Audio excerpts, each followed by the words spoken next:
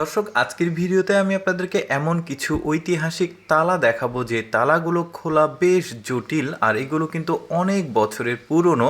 চলুন দেখি এই ঐতিহাসিক তালাগুলো কতটা জটিল। যেমন এই তালাটিকে দেখতে পাচ্ছেন, এই তালাটির দুইটি চাবি রয়েছে আর এই দুইটি চাবির বিভিন্ন রকম ব্যবহার রয়েছে। সব প্রক্রিয়াগুলো, সব ধাপগুলো অতিক্রম করে তারপরে এই তালাটিকে খুলতে হবে।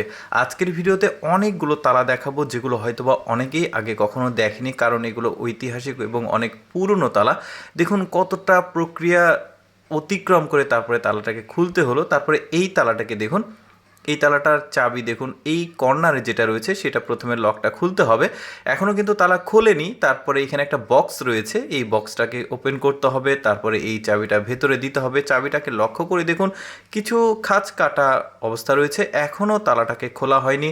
এরপরে ছোট্ট একটা পিন পয়েন্ট রয়েছে, এখানে চাপ দিলে তারপরে তালাটাকে খুলতে পারবে। তারপরে এইখানে দেখুন কতটা ঐতিহাসিক আর কতটা জটিল তালাগুলো। এই তালাটাও নিচ থেকে এটাকে খুলে ফেলা হলো। তারপরে এটার কিন্তু চাবি অনেকগুলো, 6-7টা সম্ভবত চাবি দেখা যাচ্ছে। তা 1 2 3 4 5টা সম্ভবত এটা দেখতে পাচ্ছেন। আমার কাছে এতটা ব্যতিক্রম মনে হয়েছে তালাগুলো। দেখুন কতটা মানে মেকানিজম যেটা, সেটা কতটা বুদ্ধি খাটিয়ে তৈরি করতে হয়েছে। এগুলো সব সম্ভবত সিন্ধুকের তালা।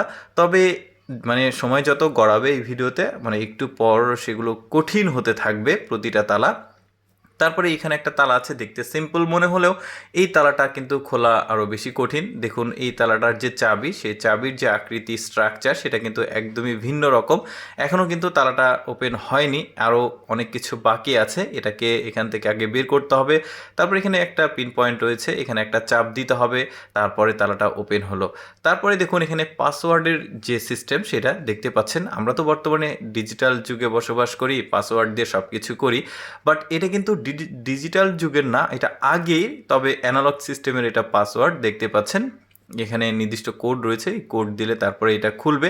তবে কোড দিলেই হবে না, এখানে আরেকটা ছোট্ট পিন পয়েন্ট রয়েছে, ওখানে চাপ দিয়ে তারপরে এটাকে খুলতে হবে।